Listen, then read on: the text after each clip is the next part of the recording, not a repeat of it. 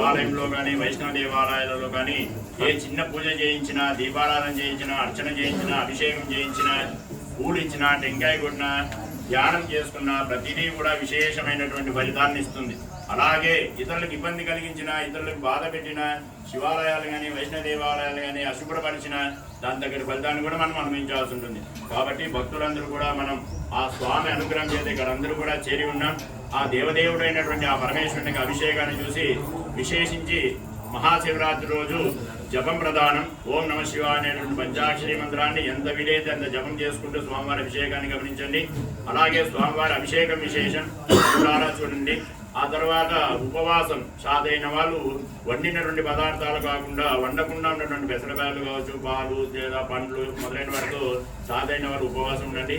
ఆ తర్వాత విశేషించి జాగరణ. ఈ చాదైన వాళ్ళు స్వామికి సమీపంలో ఉండడానికి జాగరణ అంటే కేవలం ఏదో టీవీ పెట్టుకొని చూడుకోకుండా స్వామివారి సేవలో పాల్గొనేటట్టుగా, ఈ దేవాలయాన్ని శుభ్రం చేసేటట్టుగా విశేషించి ప్రదక్షిణ కూడా విశేషంగా చెప్పి ఉన్నారు. కాబట్టి ఇలాంటి వైదికమైనటువంటి కార్యక్రమాల్లో పాల్గొని జన్మకో శివరాత్రి అంటారు. కాబట్టి మనందరూ కూడా భాగ్యం చేత ఈ శివరాత్రి రోజు మనం ఇక్కడ గడుపుతూ ఉన్నాం. కాబట్టి స్వామివారి యొక్క ఆ నామాన్ని ఉచ్చరిస్తూ స్వామివారి యొక్క అభిషేకాన్ని గమనించి ఇతరులకు ఇబ్బంది కలగకుండా మనం అందరం కూడా ఇక్కడ ప్రయత్నిద్దాం. అలాగే మీరందరూ కూడా మాకు కావాల్సినటువంటి వాళ్ళే. దయచేసి లోపల స్థలాభావం వలన అందరూ లోపల కూర్చోలేరు. దయచేసి లోపలికి ఎవరు కూడా వచ్చేటటువంటి ప్రయత్నం చేయొద్దండి. దయచేసి సహకరించవలసిందిగా ప్రార్థన.